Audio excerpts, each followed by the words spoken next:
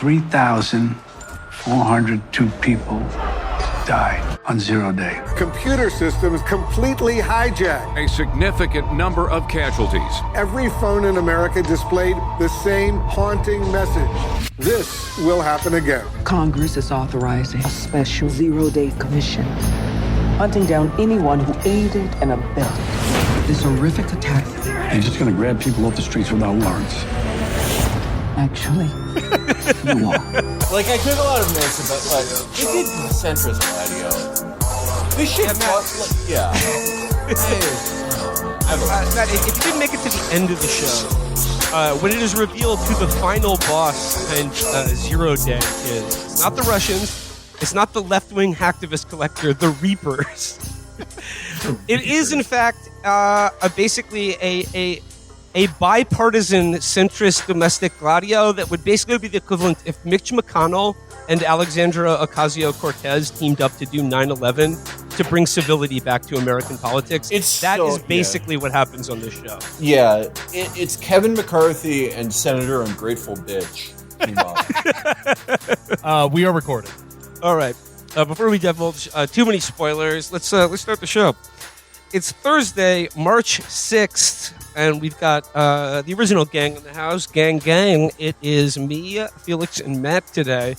And just let's just at the top of the show, this is the classic Chapo limited TV miniseries show. So you know what you're getting here. We are talking about a day, the day to end all days, the special Netflix political thriller miniseries 0 Day, AKA Liberal Decker. That's exactly what. I don't know where to begin with 0 Day. I will just say, starting off, that I do want to note that this is the single television show that I have gotten the most individual requests for us to cover on the show. I think more than a dozen individual people have messaged me saying, you guys have to do this. A special shout out to Jake from Time Crisis for first putting me onto this. Yeah, and yeah, thanks to everyone who recommended that we do an episode about 0 Day, because this is very much like of a piece with the episodes that we've done on like the Aaron Sorkin universe or a number of like unconscionable liberal jack-off fantasies that have made it into the entertainment industry. But I really have to say that this one is a new level. It is pushing the medium forward in astonishing new ways. So 0 Day is a 6-part miniseries that just premiered on Netflix that is created and written by, or one of the co-writers and co-creators is the former head of NBC News. And what it is essentially like, Chris, you described it as like, what if you took all of the events of like the last 4 years of politics, put it in a blender, and like poured it into a container that was like, this is the reality that should exist had Kamala Harris won the election. And what it is essentially like Robert De Niro plays an ex-president who is sort of called out of retirement to basically be sort of like a Robert Mueller / 9/11 commission head, who's also suffering brain damage. But don't worry, it's not senility. He's just been hit with a Proteus gun. Yeah. Initially, you think like, he's senile or he has dementia. His mind is going. But then they introduce Proteus, which is this obvious Havana syndrome stand-in. But the way they talk about Proteus is, I don't know, if The Conversation was a bad enough movie to be featured on Mystery Science Theater. There's so many horrific scenes of like De Niro just, and by the way, I admire people who phone it in, but this was too far for me with what De Niro did here. There were scenes where Lizzie Kaplan is trying her hardest, like acting her ass off, and De Niro's just like, fake news is more popular than real news nowadays. And it's like, can you like drink a fucking coffee or something? Can you show any investment? But he goes around and he's like, I'm experiencing attacks from rays. And then some deep state guy will go, you don't even want to know about what Proteus is. I was thinking, so like I said, this is like, it's liberal jerk off instructions is this show. And like, it is bad in a way that is truly extraordinary. Like the how bad it is matched only by the level of A-list talent that they shanghaied into doing this, which is like, I feel like every moment I'm pointing at the screen going like, it's Matthew Modine. It's Angela Bassett. It's Jesse Plemons. It's Connie Britton from Friday Night Lights. That's true. It's very, very, very impressive. Matt Damon is on Ozempic, so that's fun. But like how they were cajoled into doing this is beyond me, because it is truly Drek. But I guess the way I'm going to set this up is like I'm thinking about this in terms of like our Aaron Sorkin series. And Matt, I told you when I was watching this show, I was really struck by something that you said during our newsroom episode, which is we all remember the conceit of the newsroom, which is like a show about news that happened 2 years ago, but like it taking place in a reality where Keith Olbermann still had a TV show, and Jeff Newsroom could like get the damn story right about whether Gabby Giffords is dead or not. It's a Proteus. I have to kill myself now because Proteus was mentioned. I can't let the secret of Proteus get out. But the point you made about like the problem with the central sort of dramatic conceit of the newsroom is that it offered liberals a glimpse of like how things could have been different if we had an honest, decent media that could stand up for the truth. But the problem is that it's still recounting real events as they actually happened and transpired. So it essentially is still portraying a world in which you can change nothing, even if you had Jeff Newsroom, giving you the news. That being said, I think 0 Day, the miniseries, represents a bold new paradigm shift in liberal wish fulfillment fantasies. Because what this show is essentially, it's as interesting as watching CNN or MSNBC, but it's all make-believe. It's all fantasy. And I think in this era where cable news networks like CNN and MSNBC are losing viewers, less and less people are watching. The average age of the people watching is like 95 years old or something like that. I think the cable networks need to like take this as an example of what they should be doing, which is not covering the news. It's creating a TV show that looks like the news, but that shows people what they want to see. We've long recommended something like this. Basically, something similar to my, indulging the fantasies of crazy people governmental department, that there would be a parallel fake politics that is run sort of like Love Island for America's stupids, which occupies 250 million people. But what's so interesting here is the liberal fantasy is a version of the sledgehammer trial from Turkey, but done by Joe Biden. That's really like, and it would be a secularist. I mean, it would be, sledgehammer if it was pro-secularist, if they were taking out the anti-woke religious people, which I think liberals do need to embrace Kemalism. I think they're halfway there already. And like I said, the fact that this was co-created and co-written by the former head of NBC News is like, as we'll discuss, like the plot of this show, I won't say it's shocking, but it is revealing to consider that like there are numerous parts of the show that are so stridently authoritarian and terrifying. Oh, God. Presented, but they're all presented as like, this is what we want: an honorable bipartisan president raping and torturing Tucker Carlson to death. So hard to know where to begin with this show. I'll just do the best I can to recount like how the plot is set in motion. So it begins here, and we see sort of a day in the life of former President Nick Mullen, played by Robert De Niro. And he is an ex-president who's working on a memoir and sort of settled into retirement in a beautiful home in the Hudson Valley. But then you guys remember the thing with the bird feeder? It begins to suggest maybe he's losing his mind because he's like, oh, the bird feeder's out again. I thought I filled it yesterday. Yeah, there's a callback to that, which I think is actually the most interesting thing about the wish fulfillment in here. Basically, they're saying like Biden wasn't senile. He was in fact being spied on, possibly by his bitch daughter, and being hit with Havana syndrome. That was made by the NSA. That was made by anti-secularists in the NSA. So his name is George Mullen, but for the purposes of our show, he is ex-president Nick Mullen. And there's also a Russian hacker named Felix in the show as well. Yeah, but he also went to Dalton, so he's like a composite character. There's probably a director's cut where they're like, and he also spent some time in Cincinnati, but actually was born in Indiana, and he worked for Slate for a brief period. He was in the DSA when it was just him when he was in his 20s, and the only other people there were sort of like 89-year-old Jewish guys who were passing non-binding resolutions calling Hugo Chavez a dictator.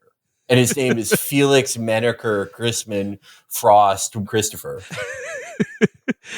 So, yeah, like I said, like as the show begins, we got Robert De Niro is described by the woman who's like helping him ghostwrite his memoir. She says of him, "You were the last bipartisan president." And this is a theme that's referred to over and over again. But here's a question I have for you, Felix and Matt. How long ago to the events portrayed on the show was Robert De Niro president? Was President Nick Mullen in office? Was he like a president in the 70s? Or did he just finish his term? I was not clear about this. It's implied to be like about like the general time frame like between us and the second Bush presidency. Okay. And I guess his former vice president, played by Angela Bassett, President Mitchell, is in office right now. And basically, we hear from De Niro, like we hear his catchphrase, "Greatness requires greatness." I just about vomited when I heard this because it was like, I don't know. I try to keep an open mind about things. I try to like give them my undivided attention, at least at first, before I start playing whatever game, because you can be surprised. But when I heard that, yeah, I started freaking out in front of my window so the NYPD sniper that is constantly pointing a laser at me would finally kill me. And here's another element of the kind of like the soothing, everything's all right. Shh, it's going to be okay. It was all good. No, you did nothing wrong. The sort of like the liberal JO fantasy here is another thing you have to remember about President Nick Mullen is that he was a one-term president. Now, I can handle a lot. I can handle a lot from political thrillers and the media and the fake news, but trying to make a one-term president the hero of your story, not going to work for me. He's a fucking loser and will always be a loser. And it's very clear. Oh, he didn't seek a second term because his son died. Would that remind you of anything? But it's actually because he fathered a child out of wedlock with his chief of staff. And by the way, that's the opposite of Joe Biden. If his son never died, Obama would have never put his finger on the scale. They would be like, Joe Biden, get the fuck out of here. We'll just end the country before we let Bernie win the nomination. We'll just do a false flag nuke. But because his son died, they're like, okay, I guess we have to do it for him. So like these things, the last bipartisan president we've ever had, who's also a one-term president who chose not to seek re-election, but is still highly respected from members of both parties. He's working on a memoir. His ghostwriter visits him in Hudson, New York, and like this is all within like the first 10 minutes of the show. But things begin cooking when, as the ghostwriter is leaving his house, and she's like in a car talking to the publisher, being like, I don't think he's going to turn it in on time. I don't know if he wants to write it anymore. Then we see the GPS go out. The traffic lights go down. And I was like, I wonder if this character is going to be a love interest for De Niro later in the show. Nope. The SUV gets obliterated on the train tracks by just like a freight train hitting it.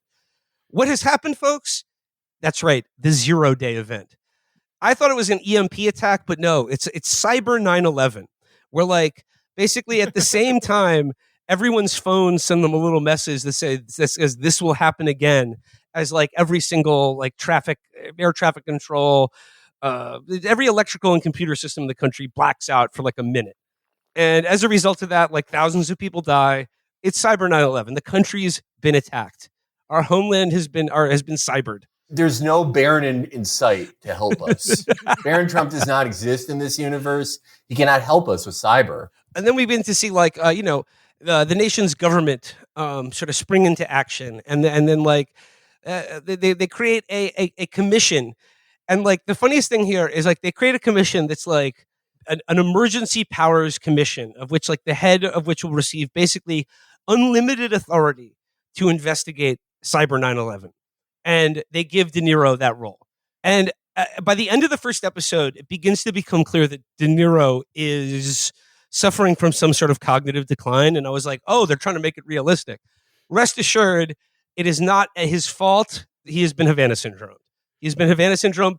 And also, like, and it's not clear who did that to him. The show never actually really answers that question. They leave it sort of ambiguous. But this is what I mean about the shockingly authoritarian worldview of this TV series.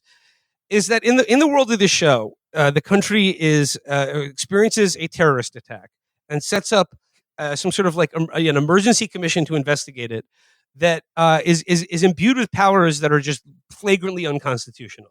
Like, they don't need a warrant to search anything. They can arrest anyone, hold them without a charge. They can shred every civil liberty imaginable to get to the bottom of this crime. And the message of the show is a bipartisan ex-president suffering brain damage is the perfect person to be given these powers to. We got to talk about the scene where in the first episode where De Niro, he's like, I don't like to do public appearances anymore. I'm simply too honorable for that. And then Jesse Plemons, another A-list name, is like his sort of body man, not really a chief of staff. He's just his sort of like replacement son for the one who died. He's like, you got to come down to Manhattan, got to show up and like press the flesh with some first responders. And there's like, a subway crash as part of the terror attack because, like the switching signals get all scrambled or whatever. Actually, that's the one thing that I think wouldn't have been affected by 0 Day, because I'm not sure if the show's aware that the New York City subway systems are not digital. they're still run on mercury switches and like a big board filled with like Christmas lights and shit like that. A bunch of Irish guys flipping switches 20 stories under Manhattan. Yeah, exactly. But like there's a crowd of people. And De Niro, President Nick Mullen, confronts a sort of like QAnon conspiracy guy who's like, there are no bodies down there. They're all crisis actors. And then we get the first of one of De Niro's many, many completely half-assed and phoned in inspirational monologues where he's like, sir. You're here standing up for the little guy, the working man? Well, there are working men and women buried right beneath our feet, right here. You don't trust the government? I get that.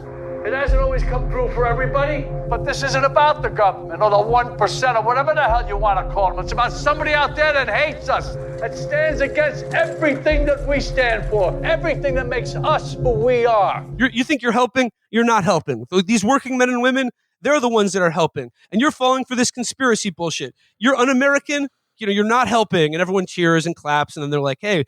Oops, I crapped my pants.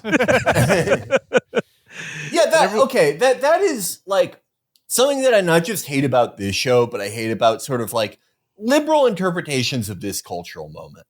Do you guys remember that show that that Jordan Klepper guy from the Neo Daily Show did? Yeah. Where he was pretending to be like Alex Jones or some shit. I love bad comedy programming. And I watched the show, and it was so interesting because he's pretending to be Alex Jones, and it's already like, it's one of those parodies that's like easy to get like a cheap laugh out of because Alex Jones is so ridiculous, but hard to really like get something really substantial or interesting out of, because while he is so ridiculous, that makes any satire or any like new interpretations of it so difficult unless you're, like Conor O'Malley or someone like that, someone who has like a unique insight on the origins and the mechanics of this type of thinking. But it was so interesting because he did it in this way where he still has his like same annoying Daily Show guy delivery. So he'll say something like, in other news, it turns out that math is a terrorist plot. And it's like, yeah, that's what Alex Jones sounds like. And failed of commitment. Yeah. There's like, it's absent any like performance. Alex Jones is a great performer. He got to where he is because he is one of the great broadcasters of our time. Similarly, when they portray like right-wing cranks in this show, they, everyone in this country is becoming the same. It's sort of similar to Mallard Fillmore depicting liberals, where they don't talk about any of the actual things that these guys in real life talk about. The absent is anything about like immigration or like any real like psychotic racial invective or, psychosexual focus on like bathrooms, or like Adam Schiff raped a toddler and Anthony Bourdain watched and killed himself with a poisoned appetizer. The true like insanity and bloodlust and uniquely American aspects are completely absent. So they're just these cardboard cutouts that walk around saying things like, I love it when news is made up. I think the sky is fake. Oh, the sunset? I think the sun is a big gay guy. And so they're these tomato cans that are walking around waiting to be deflated by this amazing liberal newsman or president or whatever character your thing is centered around. And they do that here when they introduce this guy who's like, I think the tunnel isn't real. Every time, when you go to the store, I think that all the women who don't smile back at me are actors. And Robert De Niro's like, why don't you read an encyclopedia for once? Let's work together. So they do a Tucker Carlson character who again, no performance, no played by Dan Stevens. Played by Dan Stevens, who, again, sounds like Jordan Klepper. And in his show, he doesn't, there's no immigration stuff, none of the actual right-wing topics. And he literally says the phrase, all right, truthers, let's keep truthing. in real life, if all of this happened in real life, this fake Tucker Carlson would not need to be abducted by Joe Biden, Robert Mueller, to be sexually assaulted, because he would be sexually assaulted by millions of Americans before his first broadcast ended for saying that. I also, Amber pointed this out, and I also love like the portrayal of the Tucker Carlson character. And it's clear like the former NBC News guy that created this show, this is like a thinly veiled revenge fantasy against Tucker Carlson and like the online media for just like ruining his job and taking his viewers away from him. But like they constantly talk about him that he's a dangerous ideologue. And then in the next sentence, they'll be like, he's also a complete opportunist and cynic who doesn't believe in anything. And whoever introduced these people to the word grifter, you should fucking kill yourself. The worst thing anyone could ever do is not believe the things they say.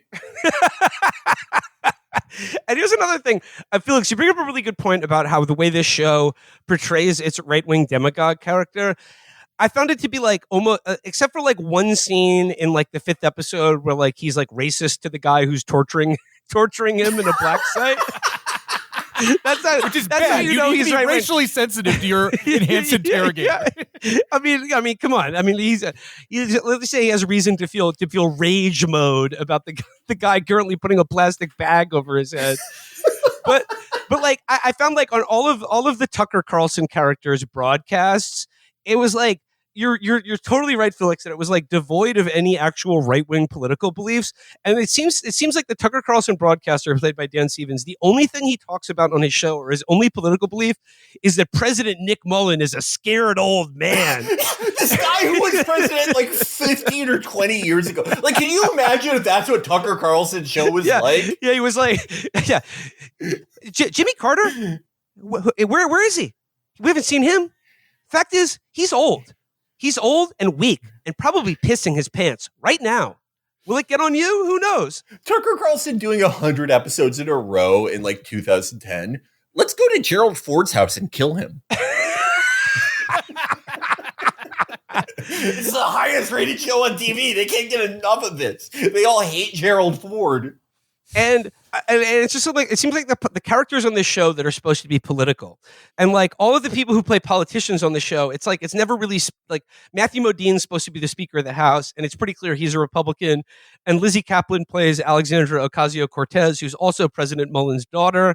It's pretty clear who's supposed to be a Republican or a Democrat, but like those words are never spoken on the show. Like you never hear the term Democrat or Republican or Democratic president or Republican Speaker of the House.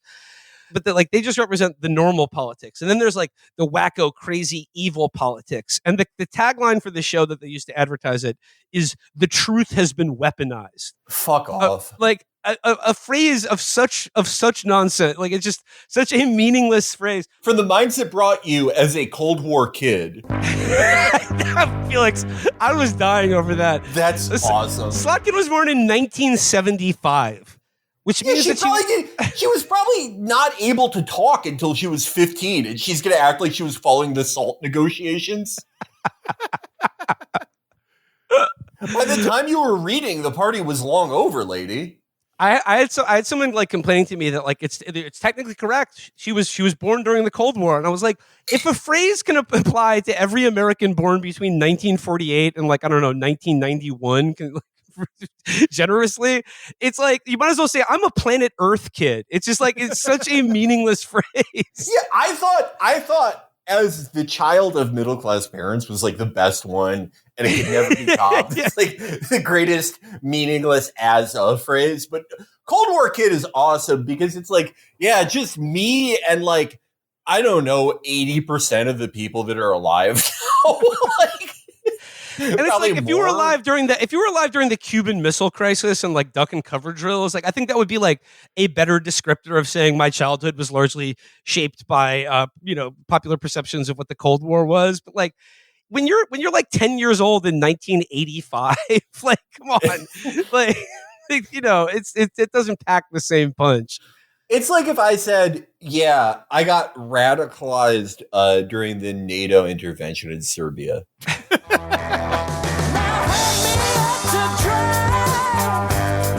No, but the thing I wanted to say is that, like, in the Dan Stevens Tucker Carlson character, I thought the show was very studious in making it, like a horseshoe theory thing where it was like they were trying to like intentionally fudge the difference between having left-wing politics and right-wing politics, and it was just like they're all just mad at the decent, honorable people like President Nick Mullen. Yeah, I guess that really is it, because Nick Mullen's first, when he starts pulling on the thread a little bit and he gets, he's getting like the planted like false flag of, centrist Gladio.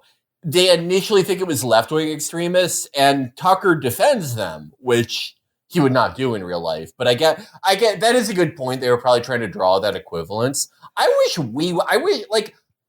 don't have any principles. I would have acted on the show as myself.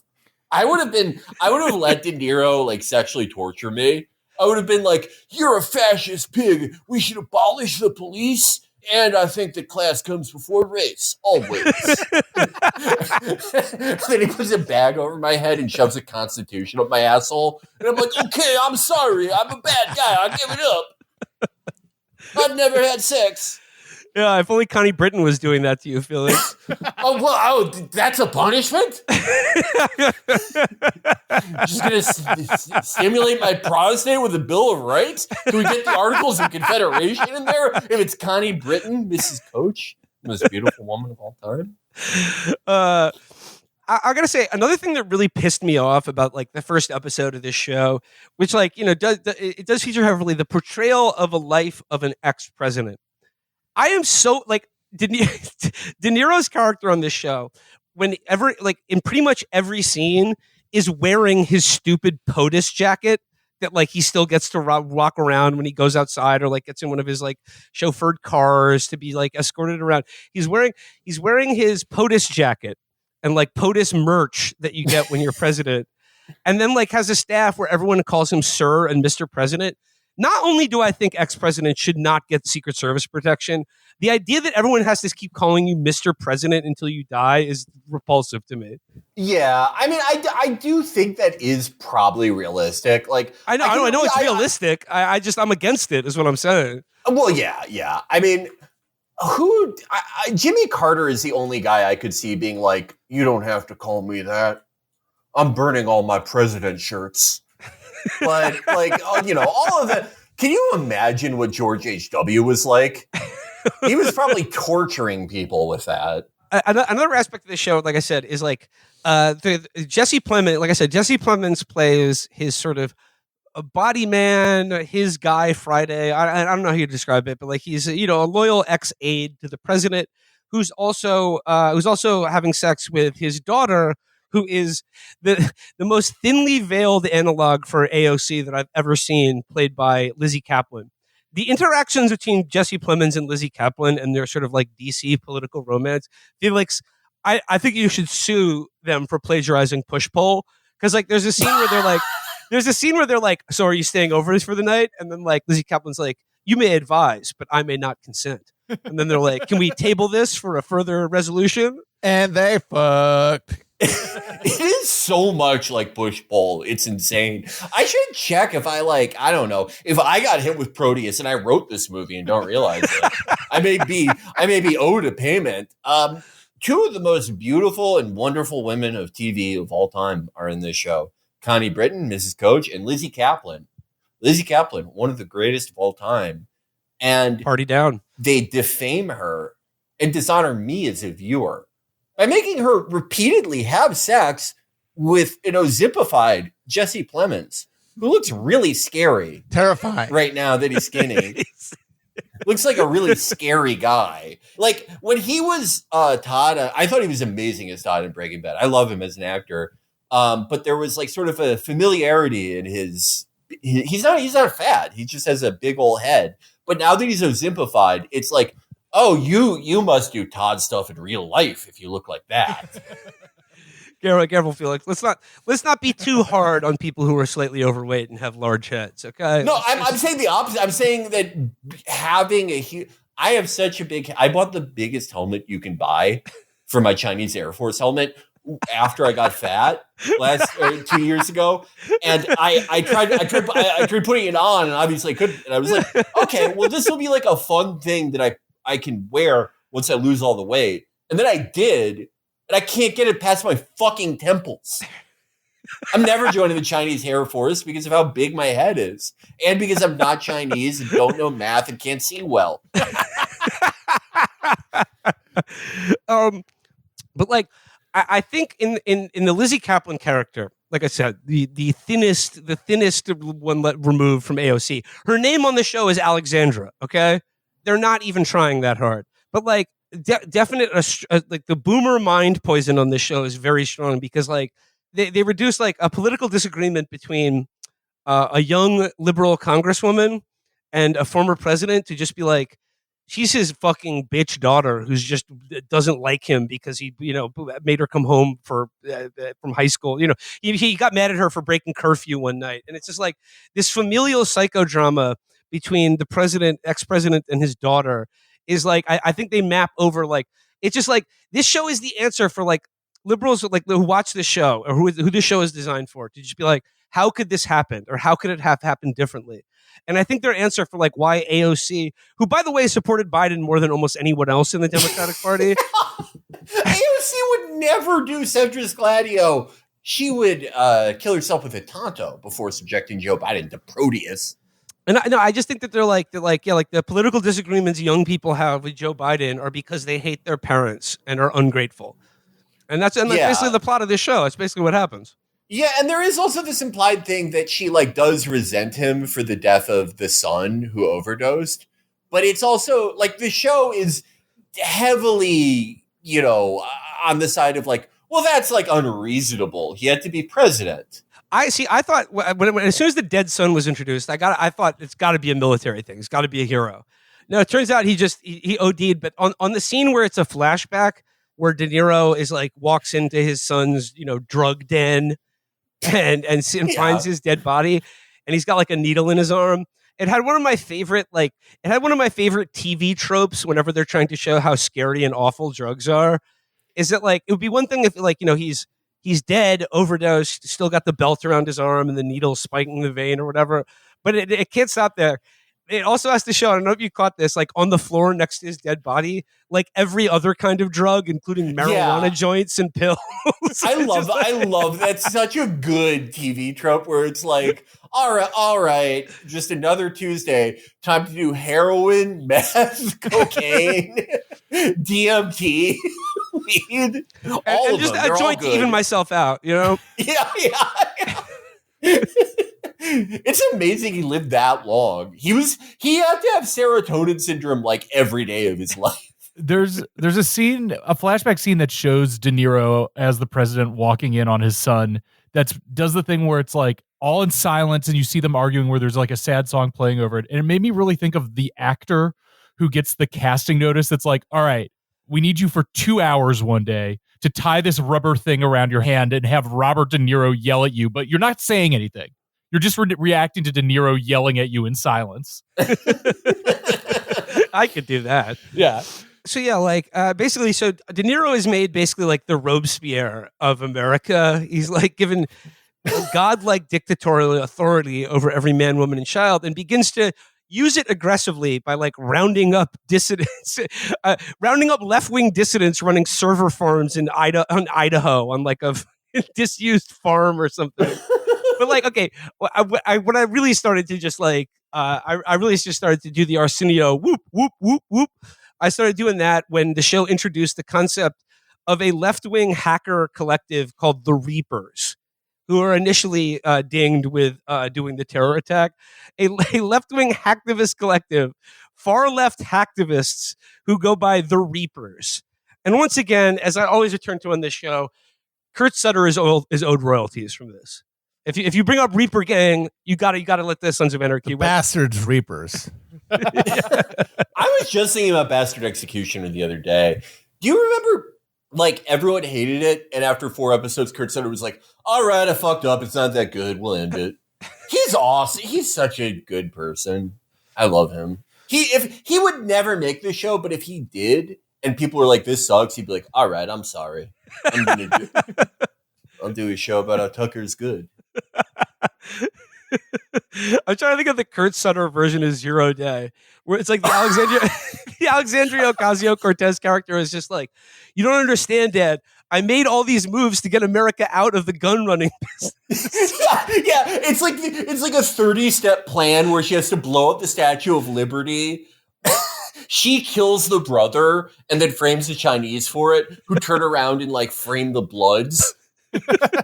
She engineers a school shooting. America had a good thing going with our porn studio, but you ruined it, Dad. Yeah, you ruined it with another war.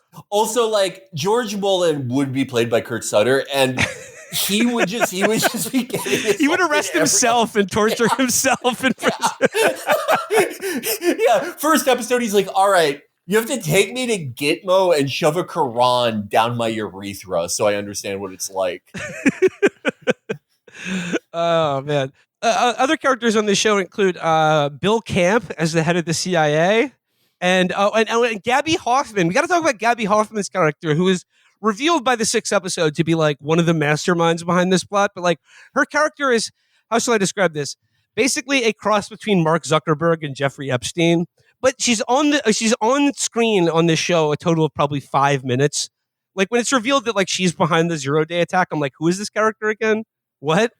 Like it's just so unsatisfying. She's a pretty like bullshit non-character. Also, like I guess she's kind of like an evil Kara Swisher. Like if Kara Swisher was evil, not just like credulous. But I loved after she kills herself in Holding when Matthew Modine, old Kevin McCarthy goes. Because Alex, the daughter, is like, this has gotten out of hand. Nothing, like everything's gone wrong because of how smart my dad is. And Matthew Modine goes, you're crying over the death of an autistic sociopath? I love that. I was like, this guy should be president. Fuck George Mullen. This guy's awesome. He would really end wokeness. So like, and this is long after they've already falsely arrested Tucker Carlson and tortured him at a black site. And it's just like, I didn't think a show could make me feel sympathetic for Tucker Carlson, but this show actually managed to do it, or at least his fictional analog. Because like, yeah, they think they're like, oh, he colluded with one of the 0 Day planners, like fucking, or let's black bag him out of his bedroom at like 3 a.m, put a gun to his head and then start suffocating him. But then like, he was clearly like, then it's revealed that he was set up by Gabby Hoffman's character, like Epstein Musk. Yeah, like it never really gets resolved. Like obviously, like people are mad at him because he like abducted and tortured Tucker Carlson, but they're never like, oh, like it was bad that we did that. They're like, well, at least we got to like assault him. At least we got to scare his family. It's like teach him a goddamn lesson about respecting the news. I saw one thing in my notes here that I thought was hilarious. When they arrest like one of the Reapers, one of the Reaper gang, and then they're like, you've said some pretty, they're like, have him in a holding cell, and they're like, you've made some pretty extreme posts online, and he's like, and he says, freedom of speech means the right to say something that other people don't want to hear. then they're like, wait a second, that quote is a tagline from the Dan Stevens Tucker Carlson Hour online fake news broadcast, and they like go to like the website, and then like they're like on Dan Stevens' website they have a quote, and it's attributed to George Orwell, and it says like true freedom of speech is the right to say things other people don't want to hear. And at one point, one of the characters says, while this is on screen, all these scumbags love him. And they're talking about Dan Stevens, but I was laughing imagining they were talking about George Orwell. Well, I mean, I would agree with that. I agree with that. Yeah, it's a sure sign of a nitwit is quoting George Orwell. I did find that I think the most realistic plot device is rolling up a vast domestic terrorist conspiracy from people posting dumb shit on a Discord. Yeah. Yeah. By the way, that is what the Dan Stevens Tucker Carlson show would be called. It would be called like Fake Facts, made up lie hour. Everyone would be like, oh, I love this show where he lies.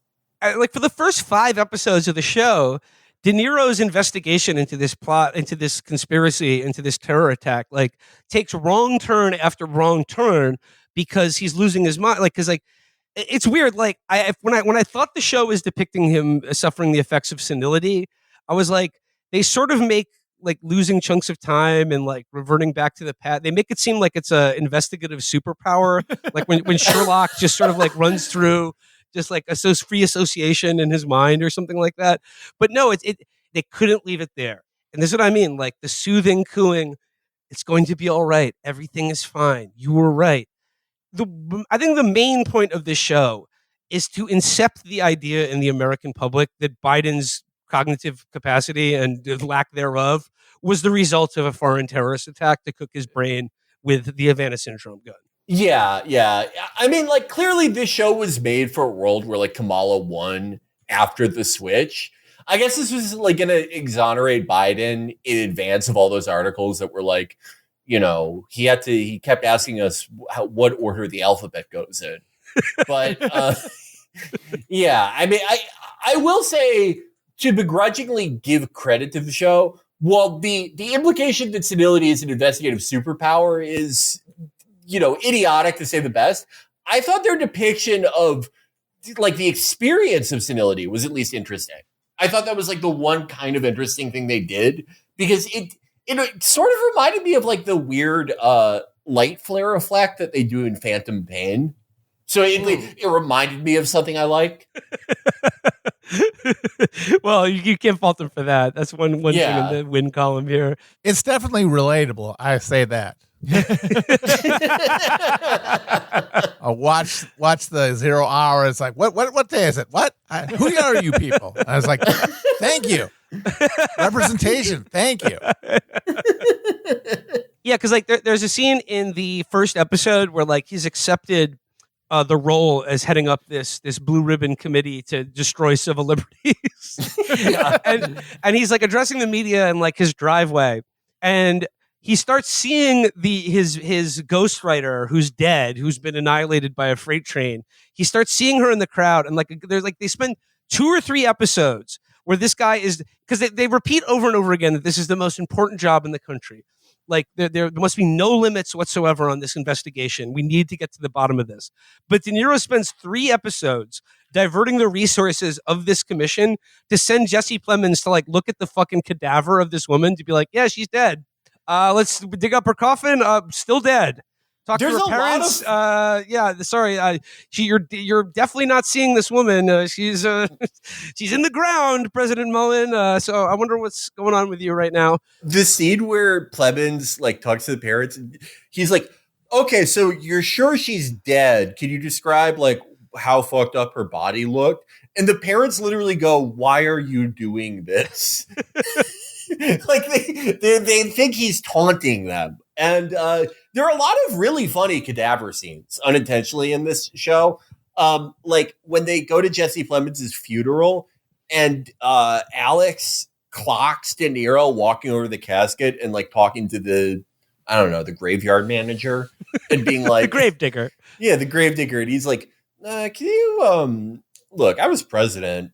And I have cash on me. Can you just like peek open the coffin? Can I get a look? Can I just pinch him one time? I don't remember like how, like, if he was fat or not because I'm senile. I remember him being fat when he first started porking my daughter, but I'm not sure. Can I see him? And he's like, for George Mullen? Of course.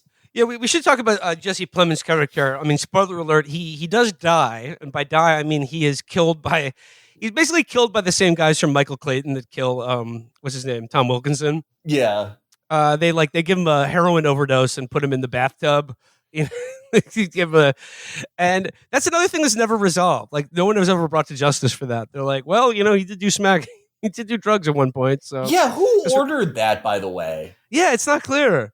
It's really not clear. I mean, I think it's supposed to be like the other sort of Epstein analog in this movie, the hedge fund guy who like leaves the country on his yacht or whatever. Oh yeah, that's God. There are so many characters in this movie or this show that just dare you to try and remember them.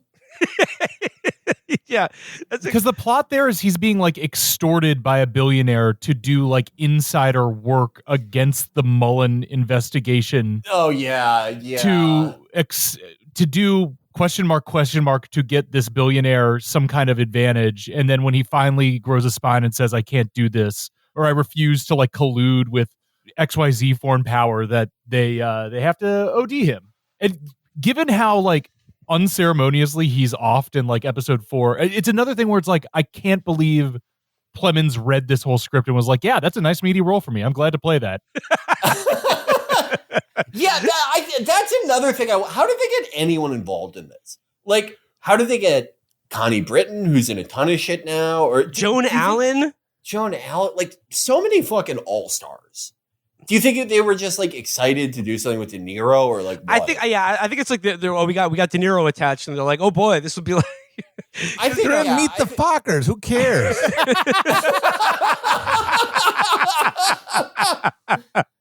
Let it go. My biggest guess is that the head of NBC guy cashed in all of his liberal clout of doing the news at the highest level possible for 2 decades or whatever to get De Niro on board. And then with De Niro, yeah, everybody else came in. Oh, I don't think De Niro needed a lot of convincing. Yeah, exactly. I mean, he's I think he schmoozes in those news-ish circles. So I think De Niro like posts videos now where he's like, doing Jeff Newsroom stuff about Donald Trump. Which, to be fair, I was thinking about this while watching the show. Do you guys remember when that guy mailed him a pipe bomb? Yes. Yeah. That's it. It was so funny because De Niro's been doing these videos since like 2015, since the escalator, where he's like, he's a no good piece of shit punk. If he was in one of my movies like Meet the Fockers, I'd give him the human lie detector test. If he was in Analyze This, I'd prescribe him crazy pills. He's a no good fucker. And I always thought, like, what kind of lame ass would be moved by this? Because, everyone sort of joked, you joked about it. I think they were only popular with like boomers and shit, but they were like charming to me. I never held them against him. I think it's funny when a guy's like that, or like Peter Fonda, and it's like, someone should rape Barron. The 2 types of old liberals in Hollywood. Yeah. Face lived. Oh man. That was when he said that and then instantly died. What a talent. I loved him. But anyhow, yeah, it was like, who would be moved by this? But apparently some guy was like, what? Donald Trump wouldn't be an Analyze That? I'm going to fucking kill you. Calm down. And then like mailed him a pipe bomb that was like literally like chemically and physically incapable of exploding. Of course, yeah. Do you think that was always the thing with like the January 6th pipe bomb? It's like, I will give any Trump guy $1 billion and all the materials in the world. I don't think they could make one. No. So yeah, like I said, like it's hard to describe the plot of this show because like watching an episode of this show feels like watching an hour of cable news, and I don't remember any of it, even though I took notes. But like, there's the revelations about the Proteus program, which was like, the NSA's way to like scramble someone's brains. They're like assuring you the Havana syndrome is totally real. But I think we need to get to like the twist at like around the end of episode 5 of the show is when it like truly became another level of terrible for me. when they do January 6th against De Niro. Yeah. That's in there as well. That was a good one. But I'm talking about the revelation that like his daughter is the one. His daughter and Alexandria Ocasio-Cortez and Kevin McCarthy are and with like 5 other Congress people are behind this like domestic Gladio false flag terror attack that killed thousands of people.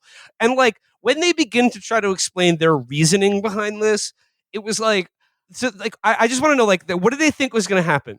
We're gonna work with the Mark Zuckerberg character to like crash the nation's computers for a minute, kill thousands of people, and then use the powers given to the committee.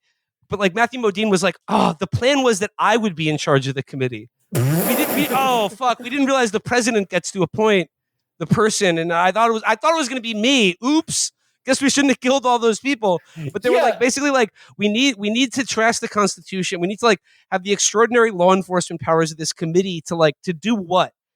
And it's like it's basically to neutralize the quote the far left and the far right crazies and return to an era of civility and bipartisanship. And like this is what's so weird because like it's obviously like this show is the product of disease centrist bipartisan lib thinking.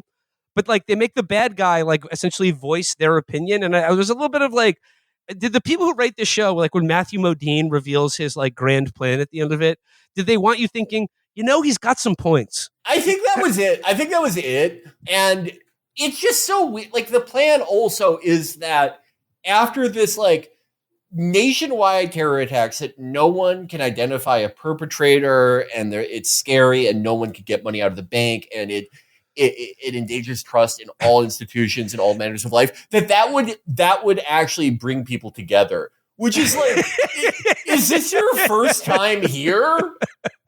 Like, what country, what era in time do you think you're in? Oh yes. The show does a harrowing job of depicting what will happen when the banks are out of money. Trademark Matthew Brady. Folks, the banks, they're out of money. There's no more money. There's no more money in the banks thanks to 0 day. This is called predictive programming. They're trying to get you ready for the fact that the banks are out of money, as Matthew Brady's been warning you about. Impossible to Google.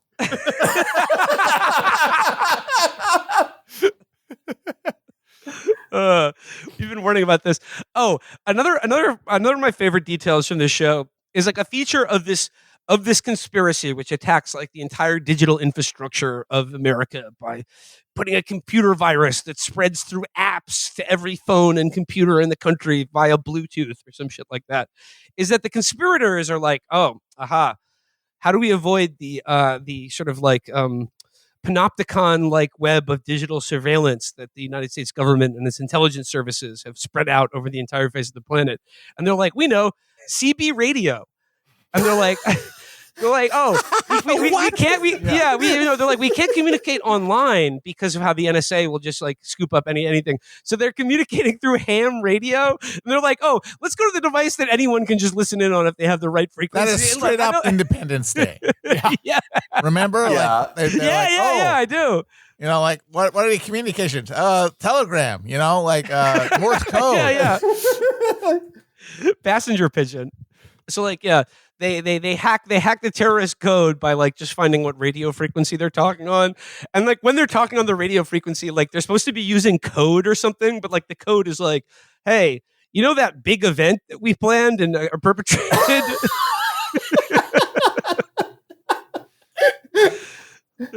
A certain ex-important guy who's also your dad and has a dead son is on to us about the surprise party at the bank.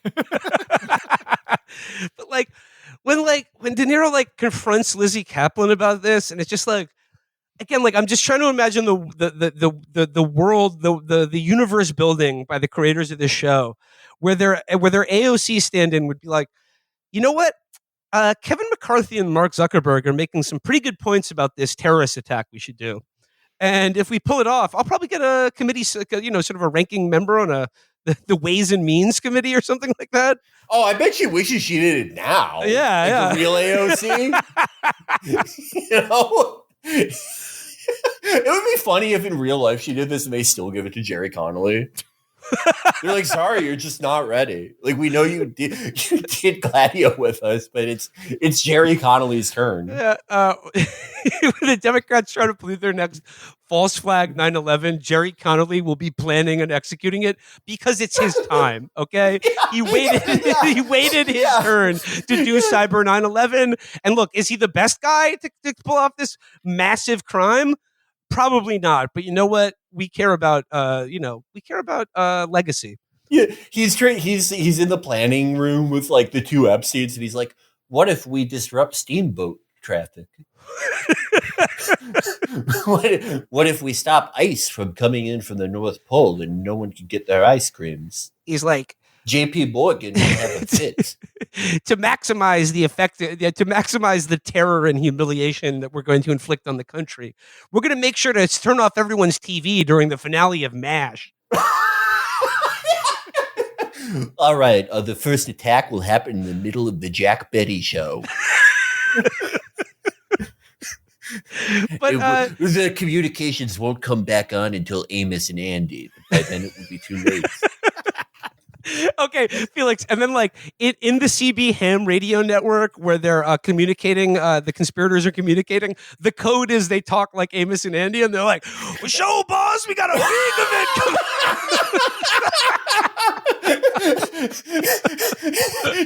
event." Jerry Connolly forgets, and he's like, "Our enemies are sharecroppers." They're like, "Sir, we're doing this," and he's like, "Oh." What race are we again? I forgot. Can you change race during chemo? Look, I'm going to get to the end of the show here, but there's some plot line about how De Niro had a kid with Connie Britton, who's like he's never met, and then like his wife is cool with it because he's like, "You need a real chief of staff, the woman you had a kid with," and then she's like, "All right, I'm going to bring you back, but no hanky panky. Don't have another kid with her." His wife's awesome. She's like, look, like everyone knows that when your son dies, you want to make another. Yeah. But it's also perfectly folded back into how honorable De Niro must be, because the revelation that he had a secret love child with his chief of staff is then said, but that's really why he didn't run again, because he cared about that baby's privacy so much. He knew that if he ran for a secretary, they were like, it would ruin their life. At one point, President Angela Bassett is like, "When you chose not to run again, I heard the rumors, but I never believed them because I knew that you would never do something like that for your own benefit. But then I remembered, what if it wasn't for your benefit, but the benefit of that child?" And it's like, okay, sure. Right. Yeah. Oh, yeah. This is, I think, the writer's barely disguised fetish, overused joke at this point, even though the original is very funny. Writers barely disguised transgression in his own marriage. Now that's a good one. And like, if you're the secret love child of an ex-president, I'd like to know who my father is. I'd like to have a father in my life, period. But if you were the ex-president, I'd be like, damn, I could be getting like free trips to the Smithsonian Air and Space Museum. The Super Bowl. I mean, what the fuck? I've been like, think of all the great birthday presents he's skated out on. That kid is going to get left one POTUS windbreaker that smells like mothballs when he dies. He could have been backstage with Barney and Baby Bop, but no, he was just some dumb regular kid. No special treatment. And think about the trauma of like being in like high school and your mom is Connie Britton. Oh yeah. Doesn't bear thinking about. But so basically like the end of the show is that like De Niro has unmasked the conspiracy led by Matthew Modine and his daughter. And Matthew Modine's like, "All right, you got me dead to rights, but like let's just like, look, the country's in a delicate place right now. Let's just end this with Gabby Hoffman. She's dead. We killed her in prison. She hung herself in the Manhattan Correctional Center. You know how it goes." And like, let's just leave it there because like the country can't handle much more heartbreak if they learn that like 5 Congress people did 9/11. But he's like, but don't forget, one of them is your daughter, and treason is a capital offense. So if you expose my role in this, you're just only going to be, fitting your daughter for a noose or whatever. And then like, and then at the end, like, you're like, oh, what is this honorable man to do? And they fix this because like he's supposed to address a joint session of Congress. and he's got like the doctored report that like shades the truth for public consumption. But then he has some other sort of like Havana syndrome moment, and he's like, you know what? I'm going to read a letter from my daughter, and she's like, I have already killed myself. No, she's like, no, she's like, no, I'm going to take responsibility for this. But it's never like, I was hoping that the end of the movie would be like him watching his daughter get a lethal injection and then just nodding and being like, the Constitution is safe. That would have at least, I would have at least like admired the movie for that if they went like just full sociopathy and they were like, he has no more kids left. His illegitimate son doesn't count because make it so it's like the tragedy is both his kids die and then his illegitimate son is ruined by watching fake news. So it's like he has no kids. But then he oversees the execution of his daughter because the news is so important to him. That would have at least like been admirable, but they never show any. It's just like, here's her letter where she feels bad about it. And it's like, okay, is she going to prison? Is she normally I am against like everything has to be wrapped up. I think that's David Chase is right. That's a disease of the American mind in contemporary entertainment. But with something as shitty as this, it's like, can you just fucking tell me? They don't even wrap up the Proteus plot line. Like they find some wires in his bird feeder and they're like, could be, I don't know. Yeah, maybe he has Proteus. And then like the last shot of the show is just him like walking his dog or something. It's so fucking boring. But there's just one. I just remembered one moment from this show that I really want to return to, and it's about the him and the Tucker Carlson character, because like I mentioned before that like the political content of this like evil right wing news broadcast is like President Nick Mullen is old, he's weak and afraid, and I'm sure he's much too afraid to come arrest me. You heard me, Mullen, you weak old man, come arrest me. And De Niro watches this and he's like, bet. And they like send a SWAT team to his house, black bag him, take him out in the middle of the night and send him to like some rendition site. And then like he's on the ground, he's like curled up and like sweating and afraid because, because he's a pussy, right? I mean, who would be afraid in a situation like that? And then De Niro comes in, kneels down and looks at him. No, because like on the broadcast, Dan Stevens is like, more than anything, President Mullen, you're an idiot. And then like after he's been renditioned to a CIA black site, President Mullen walks in his cell, kneels down, looks at him and goes, who's the idiot now? And I'm just like, this guy's a monster. This is like, and this is what I mean about like, this show is the future of cable news, which is like, was not news to begin with. It's a TV show for people who are losing their mind. But like, they should just lean into that and just like, as I said earlier, create a scripted show with like actors portraying politicians and have them say and do the things that you want to see happen. But I like as a narrative construct, this show is like the perfect manifestation, not just of liberals or Democrats, but of every American. The fantasy is, what do we want more than anything else? The ability to abduct, torture, and kill anyone we see on the internet or TV who annoys us. And the show delivers on that regard. Yeah, I mean, in how naked it is, I do appreciate that. I would have found it more detestable if there was like a big scene where he's like, I'm sorry for assaulting you, Tucker. I'm kind of glad. No, he never apologizes for it. Yeah. I'm kind of glad that it's at least spiteful enough. Yeah. That way.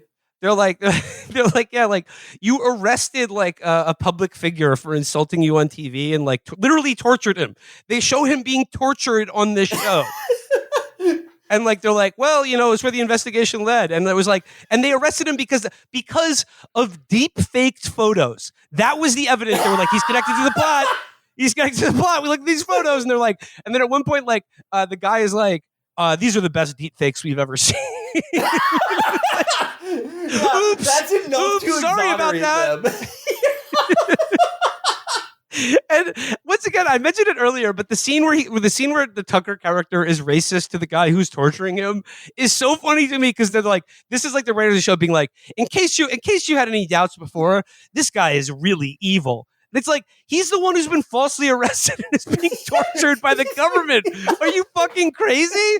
I mean, like, come on, like compared to that, his racist beliefs are a rather not a venal sin, or a venal sin, not a mortal one. Let's put it that way. Yeah, I mean, like again, we're making fun of it because it all is risible, but I much prefer any version of this is dog shit and unwatchable, but I prefer the spiteful version. Yeah. Like, if you're going to make something this fucking authoritarian and crazy and just stupid bullshit, like, at least, keep it pure. I don't want any, that West Wing shit where it's like, you're a Republican, but you're not a son of a bitch. I could have a drink with you. No, you should put shit in the assholes of your enemies. On tonight's Jeff Newsroom broadcast, I will be apologizing for the rape and murder of Bill O'Reilly. This one's on me, folks. I got it wrong. Hey, sometimes you step in it. Even I can be wrong. All right, that's about all the thoughts I have on Zero Day. An extraordinary TV miniseries. Like I said, I think provides probably the largest exit from reality yet that liberals and cable news watchers will be offered in the coming years. Definitely, like there's stealth advertising. You're like, yeah, the or Morbius or whatever, the melting brains. You're confused. You trip the hall, the fantasy. You can't get out. Sounds pretty good, huh? Well, order now. Yeah. No, this is what, like no one wants to watch the news, especially if you're a liberal. It's all fucking awful and depressing. Like it's all just evil. Yeah, that's lame. Just blow your brains out. I also need to shout out that the Proteus trigger is a gun. It's De Niro hears audio of the most whack of many whack Sex Pistols tracks that he then becomes obsessed with. Who killed Bambi? Yeah. Who killed Bambi? Wow. And God, I have to explain this. Throughout the show, De Niro, he's like, back in my law school days, I learned to write everything down in these Moleskine notebooks. And like very quickly, it just becomes the diary of a madman as his mind loses, his ability to discern reality. And then like flipping through the pages, it's like all work, no play makes Jack a dull boy, except he keeps writing over and over again. Who killed Bambi? Who killed Bambi? Who killed Bambi? And I'm like, gee, I wonder where this is going. And I could not have anticipated it was the song playing in his son's drug shack when he overdosed. The worst Sex Pistols song of all time. Time to do a little heroin and throw on the soundtrack to the great rock and roll swindle. Because like again, the writers of the show is like, what would a fucked up junkie listen to? A punk song about killing Bambi. They're like, that's your heroin song? That was clearly the son's first time doing heroin. Yeah, maybe that's why. Yeah, sweet Jane, please. Yeah. Like, holy shit, no wonder he died. He didn't even die from the heroin. Just no one's ever listened to that song doing it before. All right, should we wrap it up there? Yeah. That was Zero Day. Where are you people? What? Huh? Everyone out there, be careful about Proteus. It's okay to have a bereavement baby if you're a man. And watch out for your daughter, most of all, if you're a good man. Worst. Felix, I was thinking about the eternal war between mothers and daughters. And I was kind of surprised the Joan Allen character wasn't like, we should kill our daughter for betraying the country. If I wrote this movie, first of all, it would the plot is actually just another battle in the war between mothers and daughters.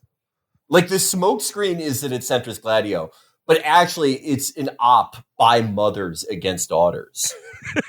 She was the mom was the one responsible for all of it by coercing her daughter into starting this evil false flag terror attack conspiracy. And then it turns out everything what 9/11 was, their son dying. It's all been like, it's like the Metal Gear saga.